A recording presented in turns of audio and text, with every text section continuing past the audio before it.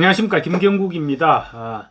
민주당은 권력을 위해서라면 전쟁도 불사할 집단이다.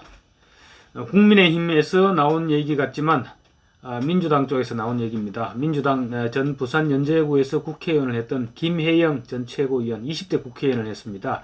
20대 국회에서 이해찬 대표 시절 이해찬 대표 카리스마 굉장했죠. 그 카리스마에 눌려서 아무도 입도 뻥긋 못할 때 김혜영 당시 최고위원 이해찬 대표의 면전에서 할 말을 또박또박 하면서 이해찬 대표에 대한 비판도 아끼지 않았던 사람입니다.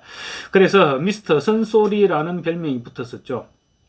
국회의원으로서 미스터 선소리, 결코 나쁜 별명이 아니죠.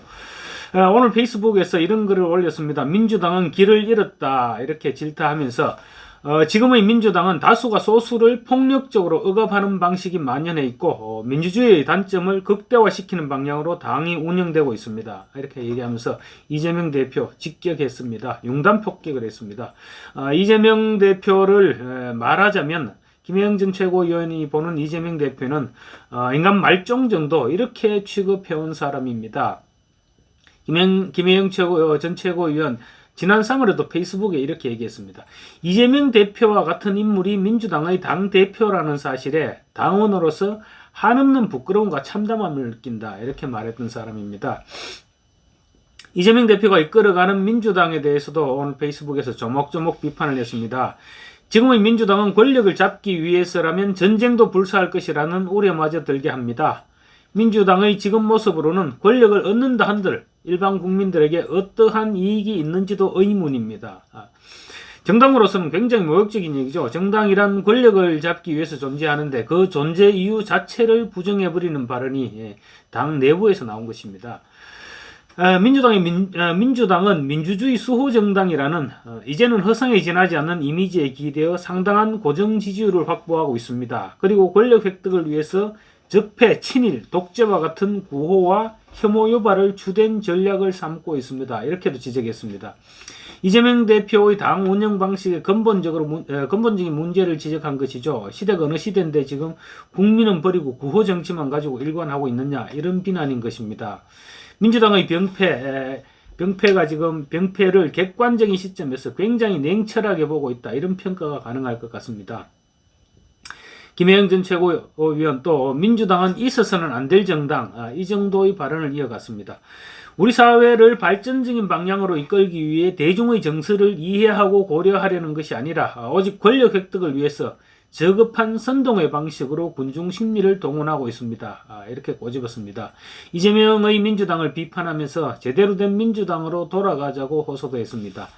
이제는 당의 문화를 바꿔야 한다. 민주당은 우리 사회의 통합의 범위를 넓혀가는 방향으로, 공감의 범위를 넓혀가는 방향으로 나아가야 한다.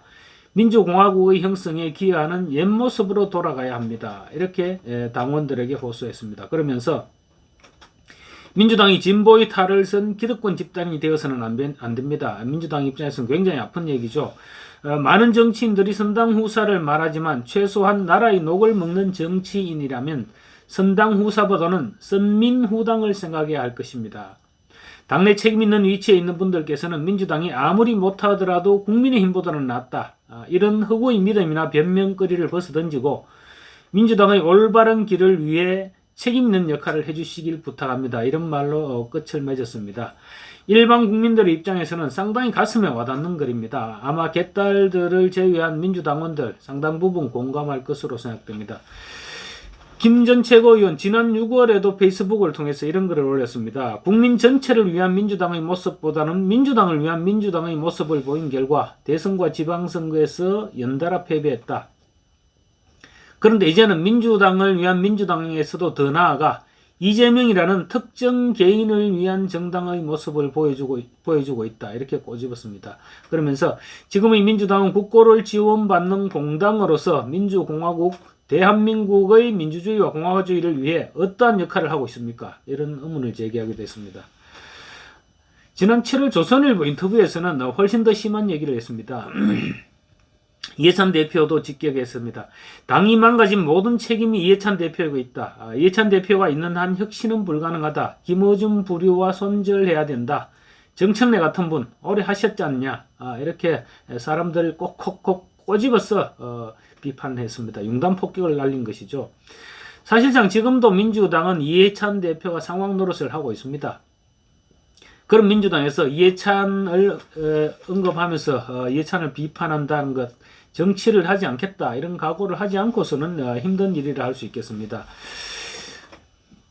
김혜영 전 최고위원 이런 얘기도 했습니다. 이해찬 대표 당시 철저한 진영 논리로 당이 움직였고 어떻게 하면 저쪽을 나쁜 놈으로 만들까 이런 부분만 고민했고 또 뭘 던져야 표가 될까 그런 궁리만 했다 이렇게 지적했습니다. 그때 당시 최고위원이었으니까 최고위원회의 분위기가 그랬다 이런 얘기겠죠. 그러면서 이건 지금 7월달 얘기입니다. 내일 총선을 치른다면 다수 의석은 국민의힘이 될 겁니다. 여론조사 믿으면 안 돼요. 이렇게 단언하기도 했습니다. 이재명 대표에 대해서도 역사의 무대에서 내려오라 이렇게 얘기했다가 엄청 욕을 먹었죠. 그랬는데 더 독한 말을 했습니다. 누구나가 지금 대표직을 내려놓으면 다음엔 또 기회가 있다는 식의 이런 말을 하고 있는데 이 대표에게는 다음은 없다. 이미 드러난 사실관계만으로도 한 국가의 지도자를 하기가 어렵다. 대통령은 국민통합을 해야 하는데 이재명은 적합하지 않다. 이렇게 직격했습니다. 심지어 이 대표가 내려오면 대안이 없지 않느냐 이런 질문도 했는데요. 그러니까 대안이 없으면 그 정도면 정당이 문을 닫아야죠. 이렇게까지 주장했던 사람입니다. 김남국 코인 사태 때 당장 민주당이 김남국 제명 절차에 신속하게 착수해라 이렇게도 얘기했습니다. 원외에 있으면서도 이처럼 틈만 나면 선소리를 이어왔던 사람이 김혜영 전 최고위원입니다. 김혜영 전 최고는 20대 국회에서 민주당 내의 소신파 조금박해로 불렸죠. 조홍천, 금태섭, 박용진, 김혜영 그렇게 소신파의 대명사처럼 불렸던 조금박해의 일원이었습니다. 보기 드문 소신을 가진 인물로 평가받았는데 21대 총선에서는 부산에서 지역구에서 낙선했습니다. 민주당은 지금 이재명 대표의 사법 리스크에 대해서 이재명 대표의 리더십에 흠집이 생기고 있는 그런 타이밍이죠. 그런 타이밍에 김혜영 전 최고위원이 물론 이재명 대표와 콧방귀도 끼지 않겠지만 시원하게 한 방 내지른 것 같습니다. 민주당에 지금 진짜로 필요한 말을 김혜영 전 최고위원이 한 것 같습니다. 감사합니다.